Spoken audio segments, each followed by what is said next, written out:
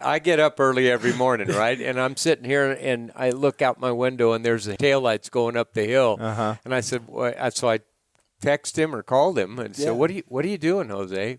Well, I'm checking the heavies. And I said, I thought you were going to go scout for sheep today. And he goes, well, I am, but I want to check these first before I go. And that's the kind of work ethic employee, if you want to call it that he is. So, that's the way the day started. He's up checking heifers way before daylight. Yeah. And then he's, he said, well, everything's good. I'm going to head up and start looking for aoudad. So that is a full 2 hours before shooting light. Yes. Okay. So, all right. I think we've established that you're a really hard worker and you care about your job, but you also care very much about hunting. Yes. Anything to do with hunting, I'm all about it. Yeah. Yes. And it don't matter who it is. I'm always happy to help. I love it.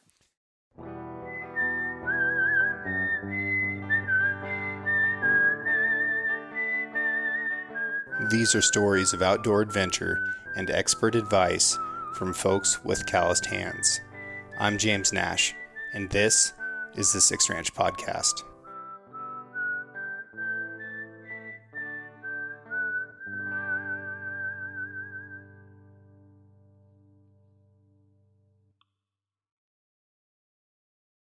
A hot drink can become cool in two primary ways, through conduction and convection.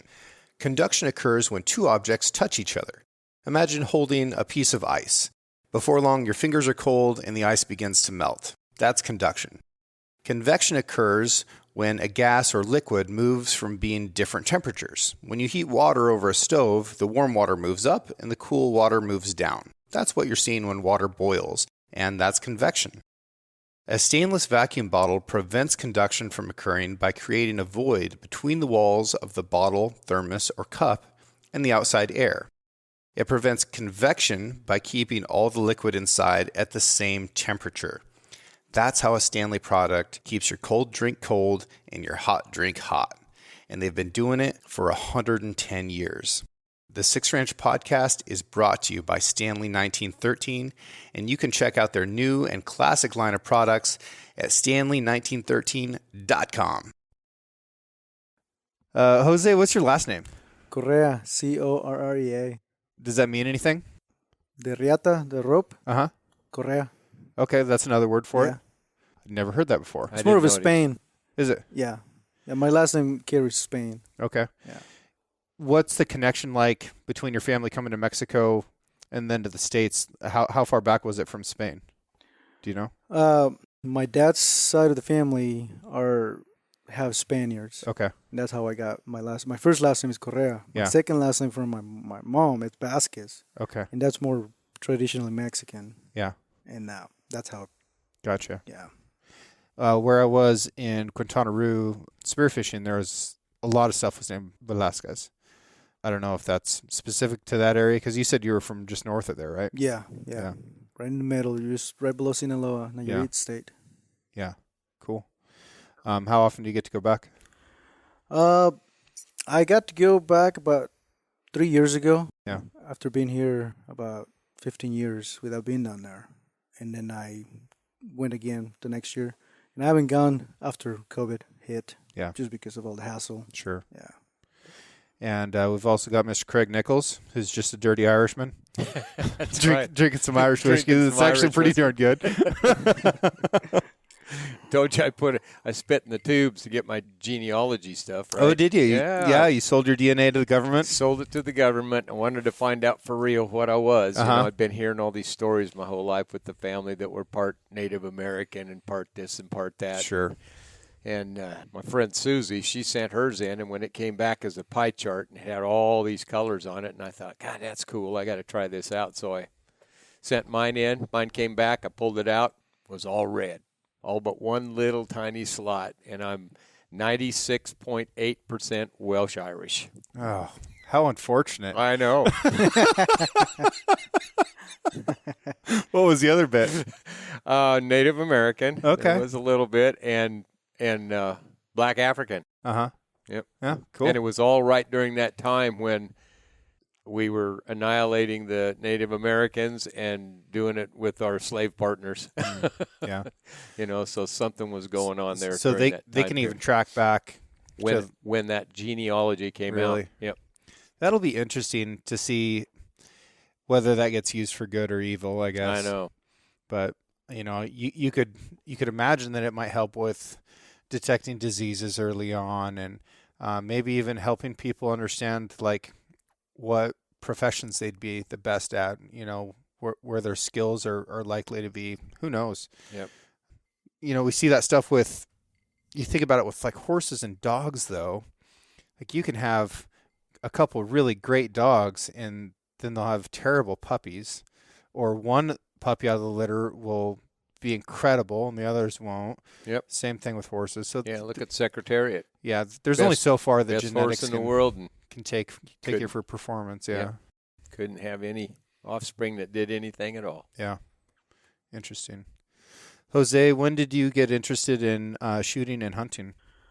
About maybe, I'd say 10 years ago. 10 years ago? Yeah. So you were living here then? Yes. Yeah. How many years ago did you move to the States? Been here since '05. Okay. So now I think I'm going 18 years in March. Wow. Yeah. What was that like moving here? You're 16 years old, 17 years old? I just turned 17. Yeah. Yeah. And it was a whole new world, man. Yeah? Yeah. No English, all Spanish spoken. Yeah? And How did you come across?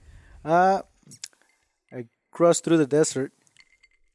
Did you really? On Yes, foot? I did. It was brutal. It was 10 days total. Did you pay somebody to take you? Yeah. Well, my mom did. Yeah. I had no family coming with me in that group. It was all me. Yeah. Um, Was it scary or was it exciting or? It was exciting and scary at the same time, but Yeah. more exciting to leave Yeah. Mexico, because what Mexico was becoming was nothing that I wanted part of. So, can we talk about that a little bit? Go ahead, yeah. When I was in Texas a couple years ago, we're still probably 40 miles from the border, down south of Sonora, I guess. And I shot this freaking pig with my 10 mil, right? And it went about 40 yards into the brush. And I was like, I'm going to go drag him out of there.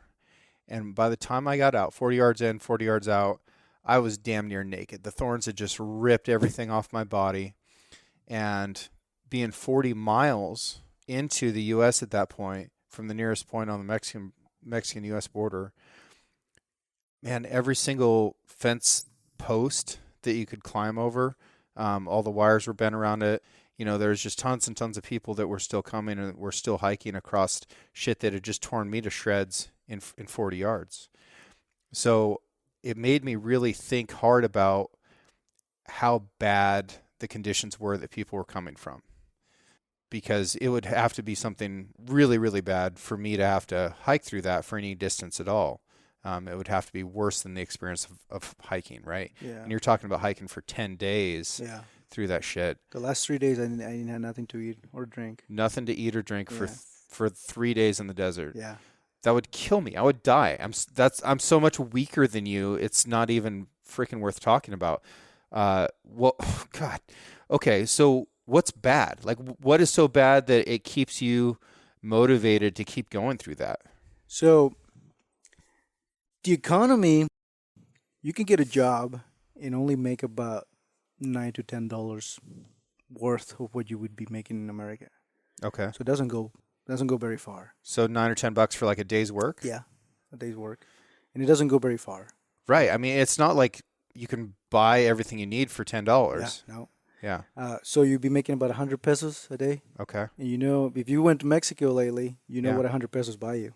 Yeah, not much. Exactly. Taco. Yeah. So mom had came here before me with my brother and sister. Mm-hmm. And at that time in '05, it's when all the cartels were trying to fight territory, and it was I mean, you'd have murders everywhere. Yeah. So either if I didn't came to America, I probably would have ended up being a criminal. Yeah. Because that's about the only job you can get that pays good. And you've kind of got to stay safe to a degree, right? Yeah, because if you don't cooperate with them, they either, there's a saying in Mexico, plomo or plata. So feather or lead. Yes. Yep. Yeah. It translates to that. Yeah. Yeah. So you can either, accept the money and be part of the deal, or accept the lead and you're not a part of it. Yeah. Yeah. And so at 17 or 16, then, I have no parents over there. My dad, he wasn't really around. Yeah. So I thought it was the best idea to come to America. Okay. I'm glad you did. I'm really glad he did. Yeah. I can't imagine what that crossing is like, and we see so many people do it, right?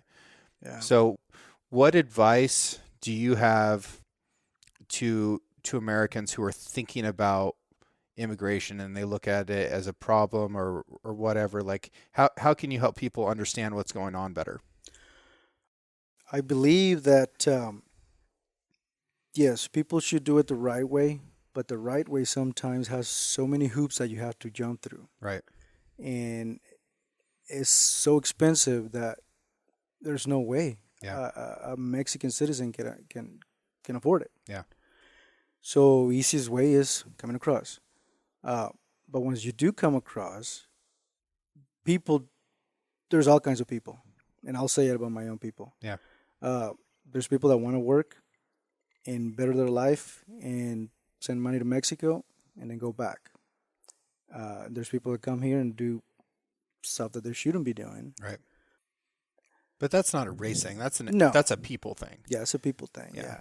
And if you have the people that work hard, they get respected whether they're illegal or not or legal. Yeah. It's kind of always be a problem for America because America is such a great place. I see it as the best freaking place in the world. What's great about it? It's so the 16 years that I lived in Mexico, us Mexicans, we can't, in our Constitution, we're allowed to bear arms. Mm-hmm. And the government in 1974 said, no, only the government and military and police can have guns. Well, that opened up the doors for cartels and criminal activity to only have guns. How are you going to defend yourself against them? And Gotcha. so I mirror that against America. And America is, you can bear arms, you can defend yourself, you can defend your family. And I see American people, mostly Democrats, talking about only the government should have such and such gun. Right. We don't need guns. No. If you live there, you need guns to protect yourself.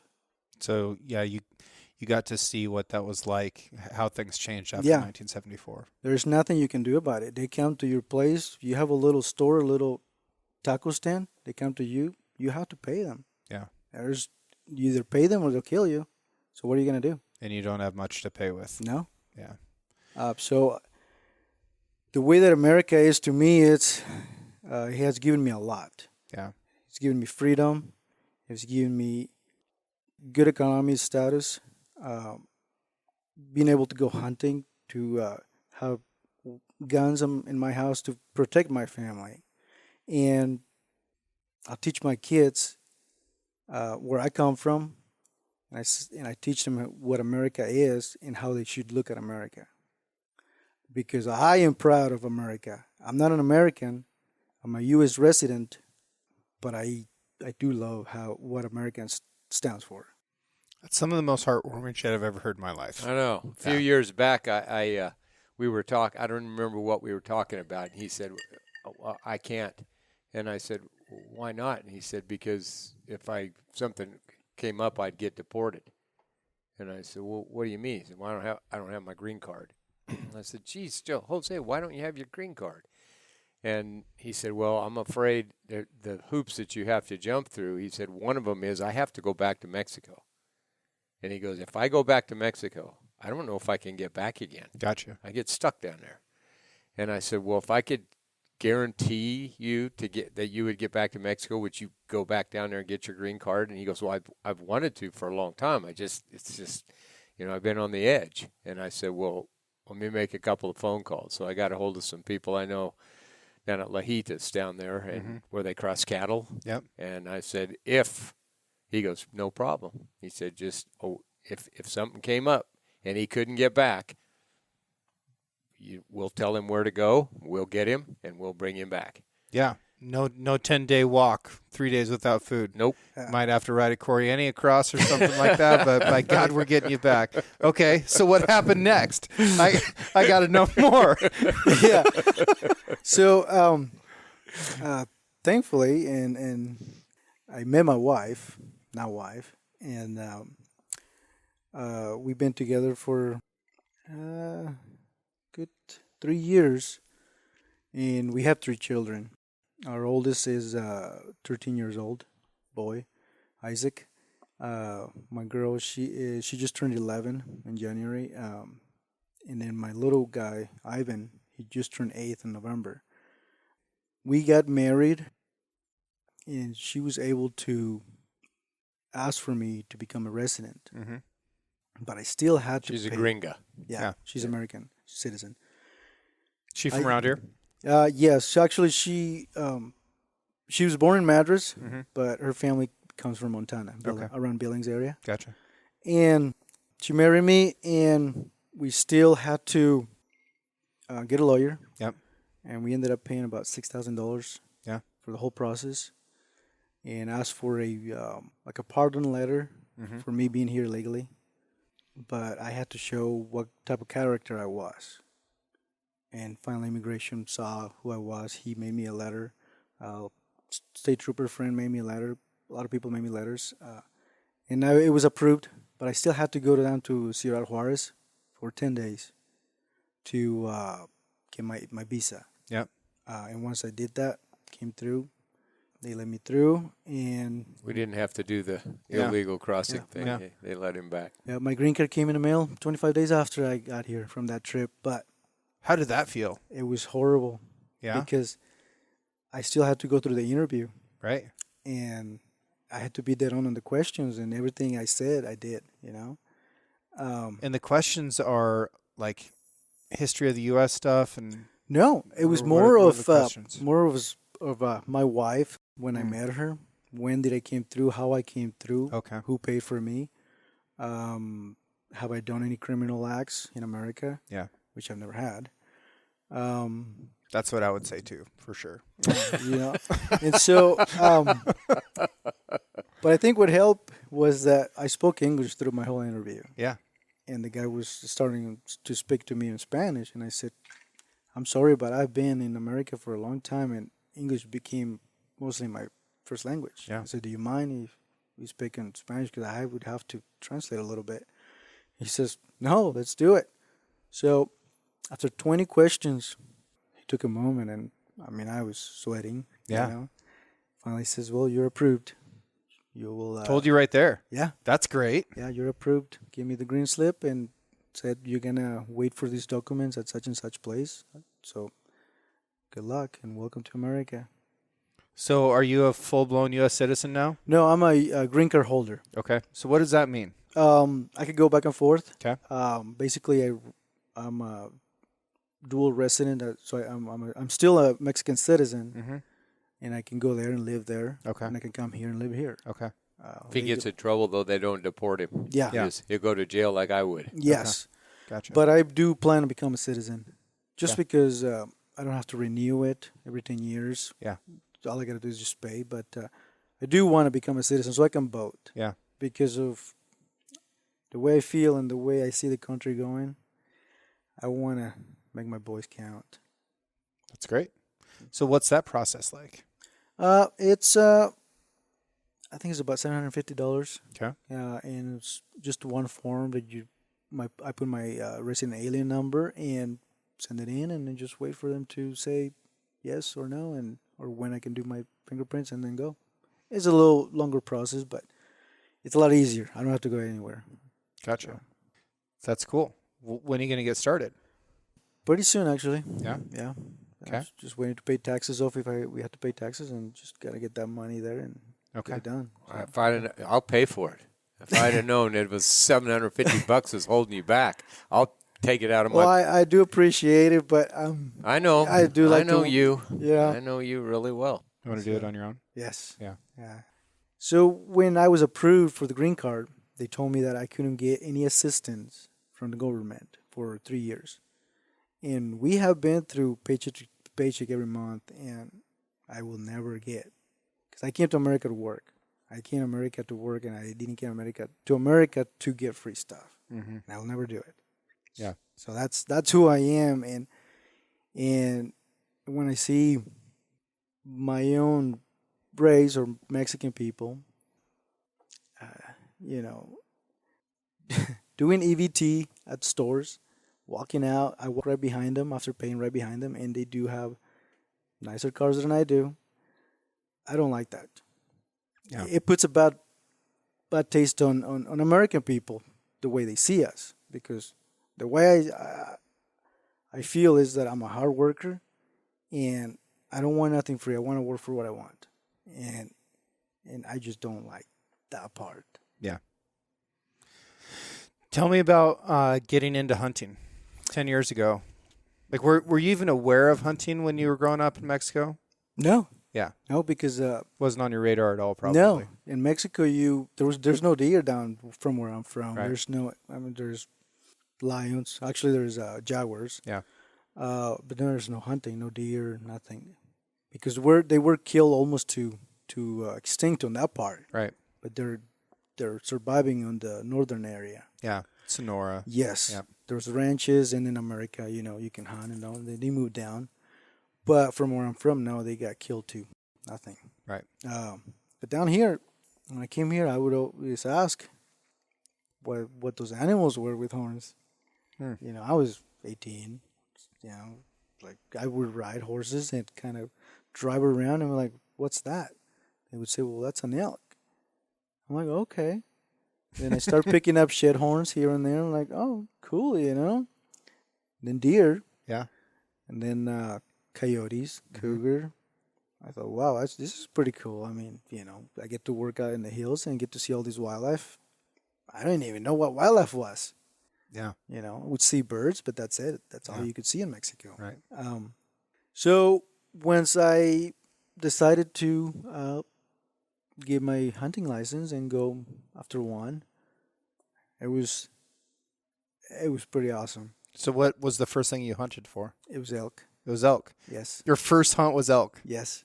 Okay, I want to hear the story. So I was out in a big canyon we called Elko out here, and I didn't know sizes, points, what that. I just knew that I had to kill a bull. Mm-hmm. So I knew a bull had antlers. Yep. So then I looked and looked. I was always jumping them, and then I came up to the north side of Delco on the power line. Craig. And I happened to look back, and there was a bull bedded. But I could only see one side, and he was a 6-point. So, okay, I got close to him, and he spooked. He ran down to the draw, came up to the other side of the draw, shot him about 200 yards. This is before I even got into long-range hunting or building guns or, What kind of rifle did you have? It was a 308 Savage. Nice. Yeah. So that did the job. That's a great gun to learn on. Yes. Yeah. That did the job. Took him down, came down to him, and he ended up being a 6-point on one side, and it was a drop tine club on the other side, the right side, with about a 4-point. It was a non-typical. Mm-hmm. That was my first bull. Okay. Congratulations. Thank you. It's not usually the way it goes. Yeah. We have some real freaks on this Yes. ranch. We have the motto, and it's all on the right side. Yeah. Oh, really? We'll get 5-6 points on this side, and then we'll get like these oddball 2 points and weird stuff. Just weird genetics. Yeah. That's cool. Yeah, it is kind of neat. Yep. So it was pretty awesome. Got to do that, and then now I get to do it with my kids. That's really cool. Yeah. Super cool. He told me after he killed that elk, he said he goes, that was easy. And I said, well, if you want to get a big bull, I said the best thing on this ranch, I think, is to archery hunt. Oh, really? And this guy, he's like a researcher. Okay, like you. I can tell because you know what you're talking about. It's evident that you can look at something. You know, your English is really good. But you're using the right terms for everything. You know exactly what you're talking about with all this stuff. So I can tell you've put a lot of research into it, especially for, only having been doing it for 10 years. It's remarkable. You're talking about the stuff at a professional level. Wow. Well, in his second or third year, he decided, well, if that's that was good. My second year. It was your second year. Yeah. That's what I was thinking. That was your second elk. And so he goes, well, I'm gonna do that. So he goes and he researches it out, buys himself a really nice bow, practices with it. And I said, well, how you doing with your bow? And he said, well, he goes, I don't know. This archery's new to me. I put like I can put like 6 arrows in a paper plate at 60 yards. Okay. I said, you're ready. Good. So he put in got his archery tag that year and ended up killing a 360 bull. His second year was his second bull elk. Yeah. It was awesome. Called him in. Yeah. Yeah, by myself. He got some videos on calling, and that's hardcore. Chirped him right in and stuck him. But we do have a lot of good elk hunting here. Yeah. A lot of elk hunting. It's still tough though. Like there's so many people that look at hunting elk on private land and they think that it's somehow different, that they stop being elk. But a 360-inch bull is a mature bull elk anywhere in the world, and that means he's going to be at least 6 years old. And his senses are going to be so acute and so turned on that if you don't defeat that elk's senses in every possible way, I don't care if it's in the Portland Zoo, you're not going to get close enough to him with a bow in order to get an arrow in him. You're just not. Elk are elk anywhere that they are, and it doesn't matter which side of the fence that they're on. Yes. What private land does offer that public land does not is the ability to manage a herd and to be selective about which animals you're taking so that you can create a better age class structure so that you can get more bulls to maturity. Whereas on public land, since there's more people and opportunities are more limited, folks are going to be more prone to take an opportunity at a younger bull, and you don't ever get bulls that get to reach that high genetic potential that only a few of them have. I mean, the research that I've been a part of over the last, 10 years or so is basically that a lot of bulls just don't have it. You can let them be 14 years old and they're never going to get over 310 inches ever in their life. And so you've got to get your bulls old and get enough of them old that you hit that genetic lottery so that one of them can actually get there. And then you've got to read the wind and the terrain and the time of day, and you've got to figure out how to not get busted by him or his cows and every other thing, and get in there and make sure that you don't, choke. Yes. Yes. Yeah. Yes. So that's pretty amazing. What kind of bow do you shoot? It's a bear. Bear bow? Yeah. Yeah. You like it? Oh yeah. Yeah. Yeah. It's pretty good. Yeah. I got it cranked up all the way to 70 pounds. Shoots about 350 feet per second. Oh, so you're shooting a real light arrow too? Yeah. Yeah. Yeah. I only use 100 grainers. Yep. Broadheads. Yeah. They worked for me. I mean, if you hit them in the right spot, it kills them. And they've come to me. I've called them myself, and they've come to me in just the right way every time. I mean, I've been fortunate on that end. Maybe it's just where I'm set at in the terrain, because I've been here forever, and so I kind of know the terrain, and I've seen the trails. Yeah, kind of know the terrain. Yeah. Yeah, he knows this place like the back of his hand. Yeah, I'm kind of starting to get that sense. Yeah, so I see the trails. I kind of know where to be. Kind of, get there, and they walk right up. Yeah, The last bull I shot with a bow came 10 yards right up to me. Wow. Pretty special feeling to have an elk that close. Yes.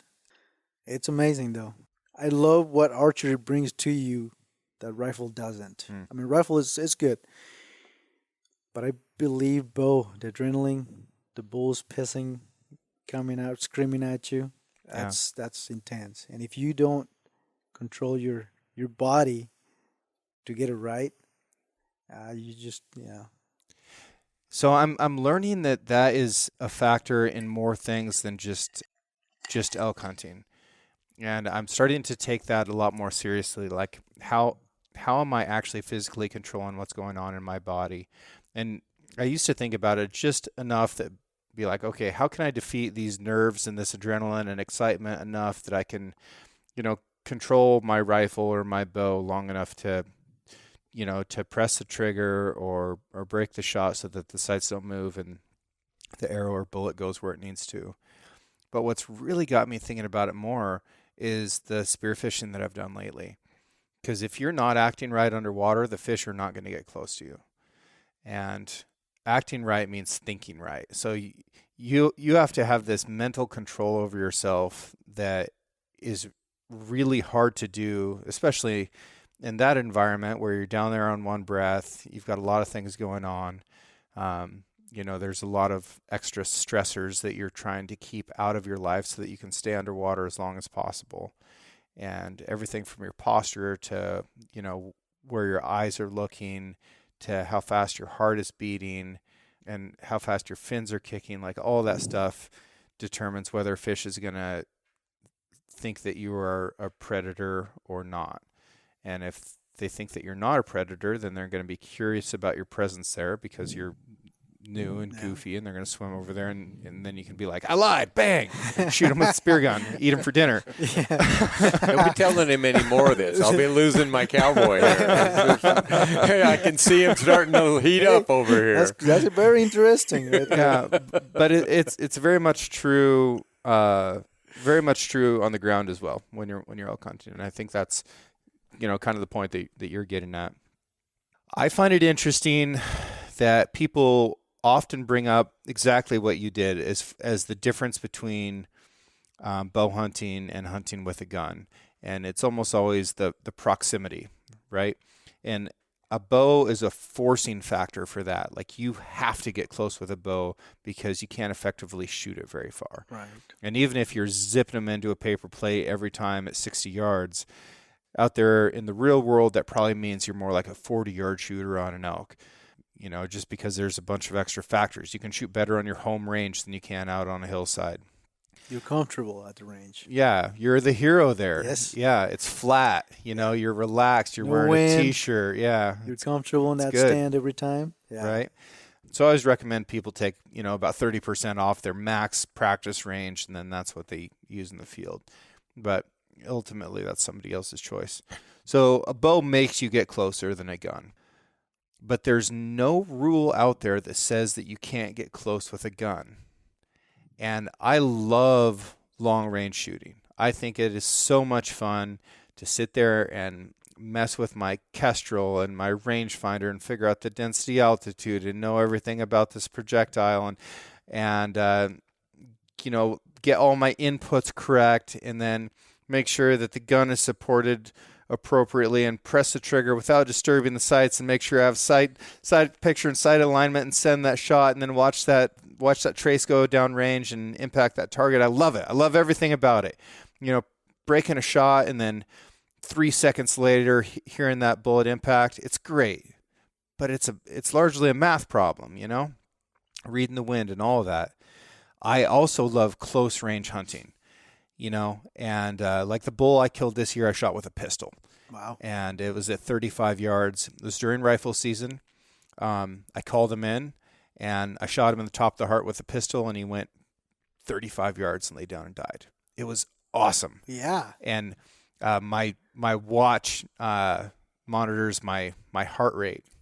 And I was able to go back and see how high my heart rate got right when I shot. And I can't remember what it was, but it was almost like call your doctor. Wow. Yeah, I bet. With a pistol, man, that's pretty good. Sure. But, I just want to remind people that just because you can shoot a rifle a long ways doesn't mean that you have to or that you should. I have got all the respect in the world for guys that really like to get close with a gun.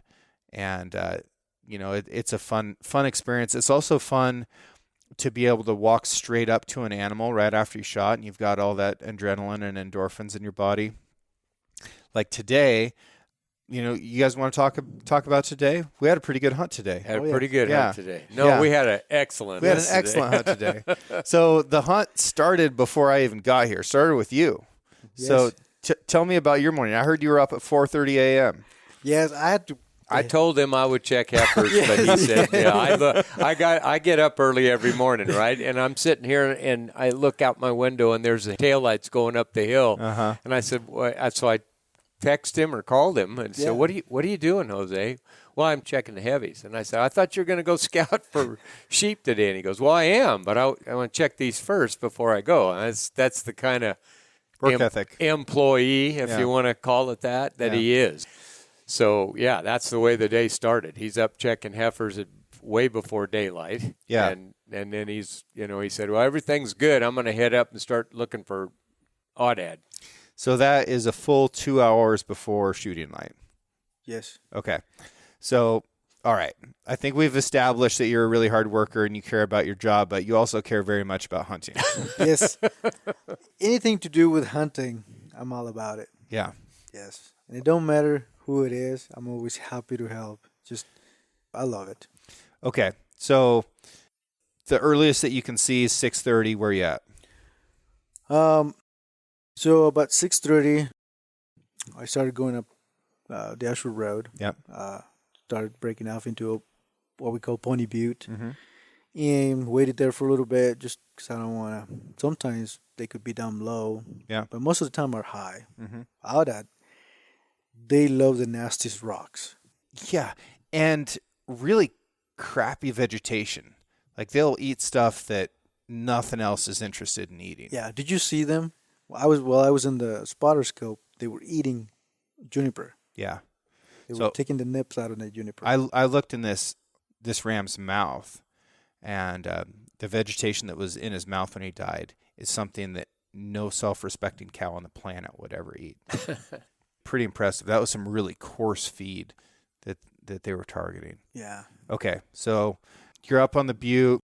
Sun comes up. You're glassing a little bit. Did you find him right away? Nope. We looked, and then finally I wanted to glass towards the heifers, and sure enough, I glassed over there, and there's two standing on the skyline. Yeah. So I found them, and they went to bed.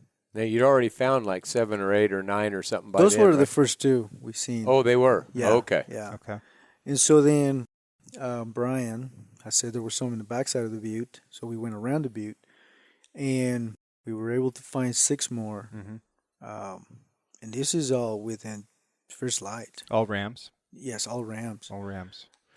Is it normal that rams are separated from the ewes this time of year? Yes. Yeah. They usually are within the ewes about second season elk. Okay. That's when I believe it's one of their first mating time. Mm-hmm. And the other mating time is about the springtime. Okay. But they don't have as much breeding going on in the springtime as there is like in November. Right. I don't know the science on that, but I know that it's real low keyed. Well, if they're having late fall babies, the survival, even though the climate here is relatively mild, the survival's got to be lower. Probably. Wouldn't you think? Yeah. Yeah. Than lambs born in the spring. Well, thank you very much for going out there and scouting this morning. I was up at first light and driving, got here, late morning and got geared up and went over and met you and dropped down on the ground real quick and made sure that the rifle was zeroed. Very, very important. Anytime that you travel any kind of a distance whatsoever before a hunt, make sure that your gun is still zeroed, because nothing else matters if you get that part wrong. So I shot once, I hit one MOA right, shot again. The bullet holes were touching. I made a correction to my scope. Didn't fire another shot. I know this scope really well. It's a Sig Tango 6. I've been shooting it for years, and I've got just complete faith that when I move it, it moves the amount that I just told it to. And since I just had 2 bullets touching and they're only 1 MOA out, we're good to go. And that's I typically find that there is a shift when I change places. Whether it's a flight or a long road trip or whatever. And the last time I shot this rifle was in December in Kansas on a deer hunt. So it had flown back. It had actually been in a wreck with me on Christmas Eve. I totaled my truck with this gun in the back seat, inside of a rifle case, but still. And going to get bounced around anyway. Right, and it's if your gun can't survive getting totaled in a vehicle, it's not tough enough. Period. Hunting is going to treat it worse than that. And then I actually hadn't even thought about that until just now, but for it to go through all that, like TSA and luggage handlers, and then a truck wreck where a vehicle gets totaled, and then to come out here and it's 1 MOA out, like not too bad. Not too shabby. Not too shabby. That's pretty good. So made the correction, and then we headed out. Found the sheep pretty quickly, and then you decided to stay back, Jose, and just look in the spotter. And then me and Craig and Brian decided to get closer. I always want to get as close as possible, kind of like what I'm talking about. It just, the closer you get, the better your odds are. And we had to shoot across 2 canyons, and we got within 408 yards. Yep.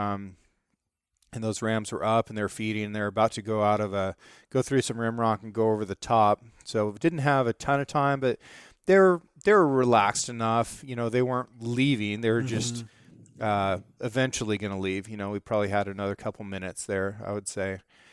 And, I got full faith and confidence in you guys to be able to look at these sheep, because I don't get to look at Aoudad all the time. And one of the rams was a little bit bigger than the other, but they were both nice. They were both nice rams. Really nice. Yeah. So I just got set up on a rock there on my bag, leaning across my pack, and you had those Zulu 6 stabilized binoculars. That was your first day using those. What do you think of them things? Those things are awesome. Yeah. I've never had a pair of binoculars you could hold with one hand and have them be steady enough to look at what you're looking at. And those things are badass. Yeah, and it took me a second to figure out which one of those was the best one. Yeah. I was like, and they were going to leave us pretty quick. And I was not focused on that at all. I was focused on figuring out how to get steady in a shooting position. And I really encourage people, if you're in a situation like this, to understand that you're working as a team and to not try to do everything yourself. Like, try to focus on your slice of the pie. And under those circumstances, my slice of the pie is I need to be able to make a good shot as quickly as possible as soon as somebody tells me what I need to be shooting at. So I'm over here, get all snuggled in down to my bag, and then Brian was trying to phone scope the shot, and he's not familiar with my phone, so he's like, it's blurry. And so I get up and go over there and move it around. We're good, got it all set up, and go back and lay down in my gun. And then you guys were able to figure out which ram was slightly bigger. And, from that point forward, it was just shooting, Yep. Good shooting, by the way. Yeah. Well, it was good enough shooting. Good enough shooting, right? I watched that video back about 50 times after I got done caping him out, and I don't know if I could have been able to tell that he was about to take a step when I broke that shot, but he did walk as I was shooting. So you can hear the shot break, and then while the bullet's in flight, I could figure out what time of flight is on a 400-yard shot, but I don't know, a little bit less than a second. But he'd moved about 5 inches between the shot breaking and the bullet impacting, spined him, down he went. shot him again. That one also went through his spine, down through his lungs, came out. So yeah, that was a done deal. But here's the thing about shooting distance, right? So we just shot a ram at a 1/4 mile across 2 canyons. They happen to be canyons that we cannot physically walk across. Right. So we're backing out. Jose heroically went and got the buggy and came down and got us, and we zip around. And then you and me hiked over to it, and you guys cut through a couple fences so that you could get the buggy up there, and mobbed up the hill, and we got them all cut up and packed out, and it was fantastic. But I think a lot of people that travel and hunt don't understand how critical that front end work is, how much stuff gets done before they ever got there. And if I was just rolling in here to hunt on my own, and your guys were like, hey, head this way, this is where we usually see sheep, I'd absolutely be able to get it done, but it might take me 4 or 5 days, to have you do so much on the front end and, be up doing a job that you were told that you don't need to do first thing in the morning, and then looking at sheep and making sure that they stay there and setting up targets. Like I just want to say thank you so much for doing all that and making it easy on me. That was super fun. Thank you both. Hey, our pleasure. Yeah, my pleasure. That's what gets me going, man. Yeah. It's pretty exciting. Yes, it is. It was cool to see those Accubons piled up on the far side of him, wasn't it? Yes, it was. That was awesome. Yep. Yeah. A lot of pretty special for me, old man here with my 2 sons by different mothers. Yeah. No, it's really neat. It's really neat. It's neat to be able to hunt with somebody that I grew up shooting with, and with you, Jose, who's gotten into it later on and taken it so seriously. Like that's badass, man. I'll hunt with you anytime you want. Well, let's do it. Yeah. Let's do it. All about it. So what are some other hunts that you want to do that you haven't done yet?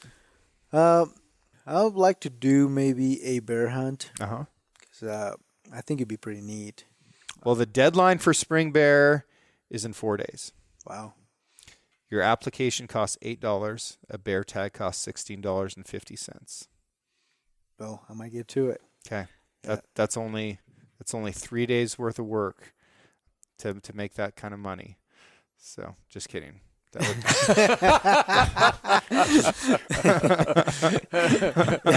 Yeah. He's in America now. Yeah. That is awesome. Yeah. No, Oregon is such a great state. And by the time this comes out, sorry to you guys because it's after the deadline, but it's a great state for bear hunting because it's one of the least expensive tags that we have. Bears and lions are both $16.50.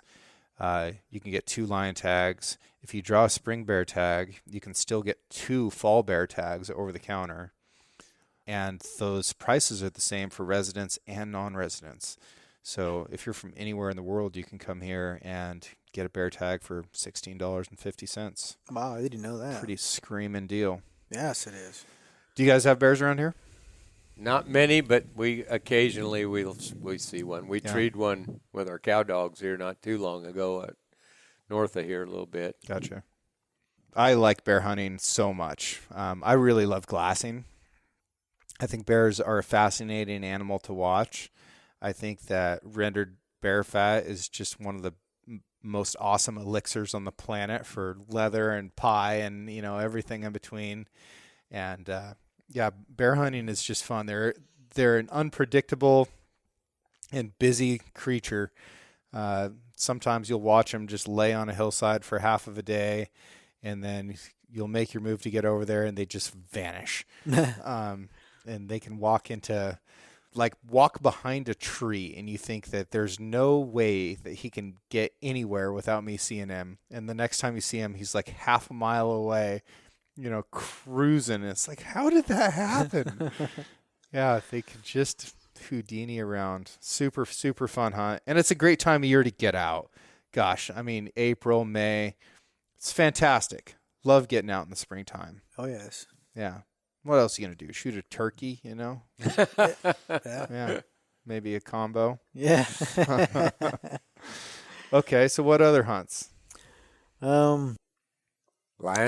Oh yeah, lion. Yeah, That's that's a tough one. yes. I've done pig hunting here because Mhm. we used to have pigs, Yeah. lots of pigs. We actually did my first pig hunting. Me and Todd, Mhm. who's another coworker, cowboy. All we had in our pickups was my 357 revolver, single action revolver, and his 30-30 open sights. And we decided to go after them. There was about 15, 20 of them. We walked right up to 10 yards from them. Hmm.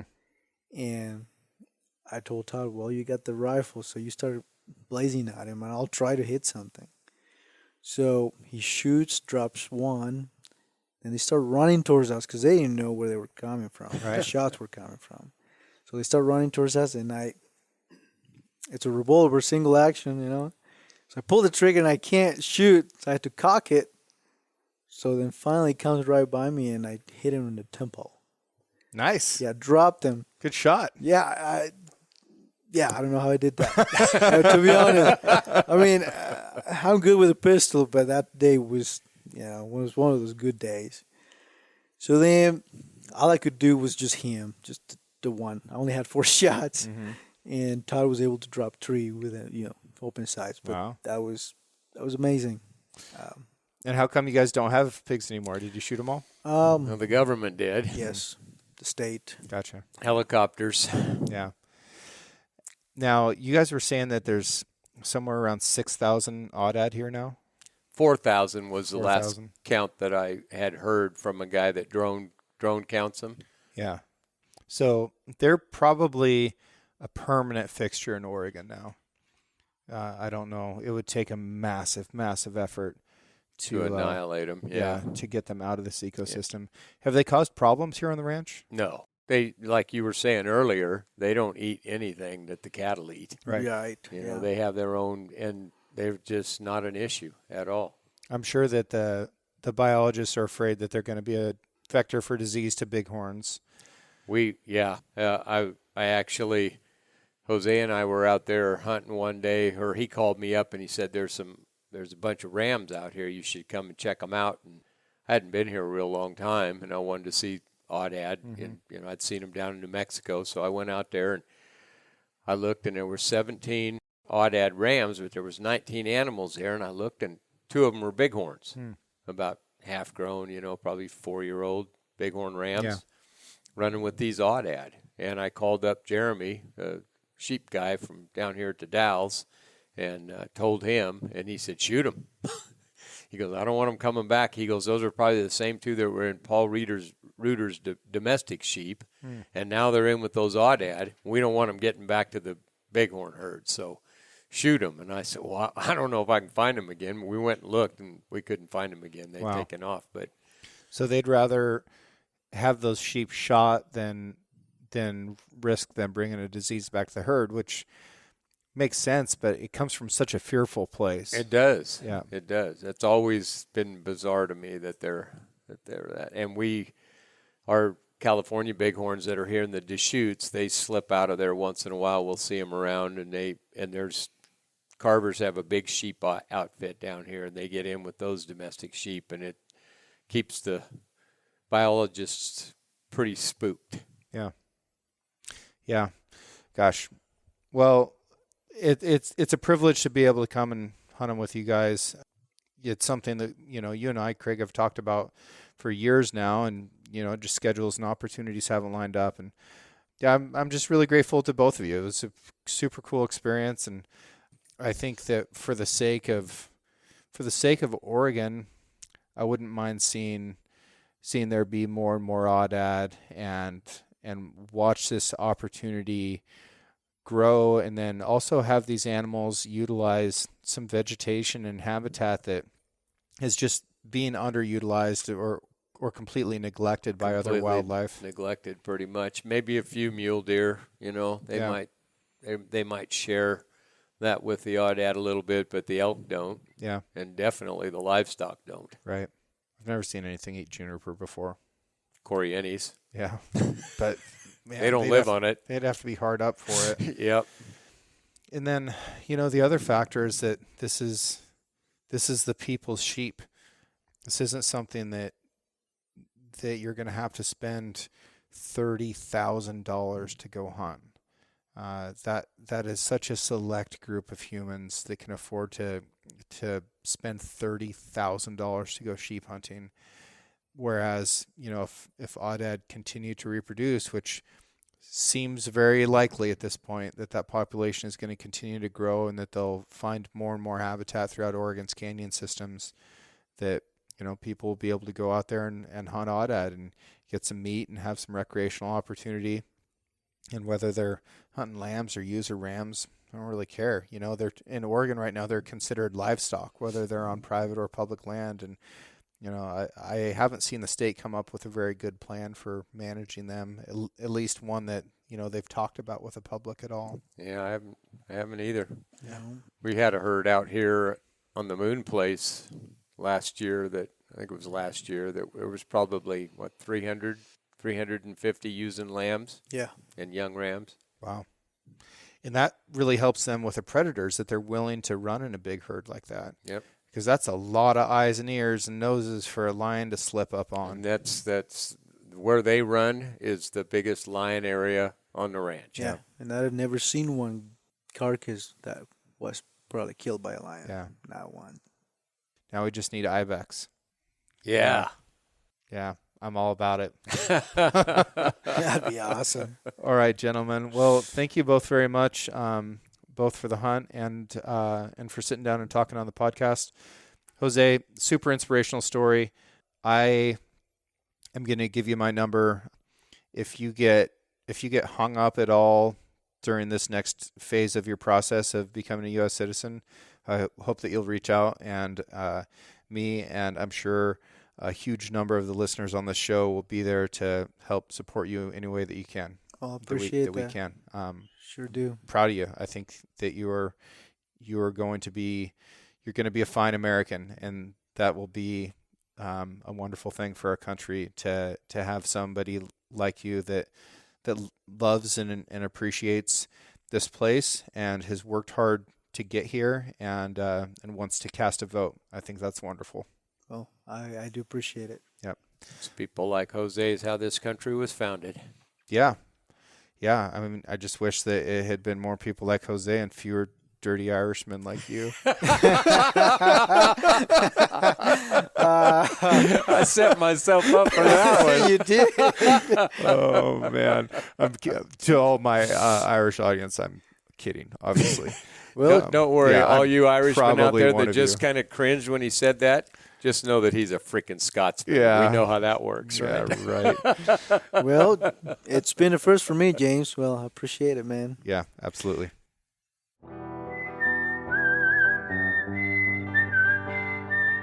Thank you for listening. If you enjoyed this episode, please subscribe and share the show with a friend. You can also rate the podcast and leave a review. Your support allows me to keep doing what I love, which is meeting incredible folks and sharing their stories with you. For more content and photos, follow the show on Instagram at Six Ranch Podcast or me at Six Ranch Outfitters. This episode was produced by Emily Brannigan, with original music written and performed by Justin Hay. Art for the Six Ranch Podcast was created by John Chatelain and digitized by Celia Christofferson. Tune in every Monday for a brand new episode of the Six Ranch Podcast. I'll catch you next week.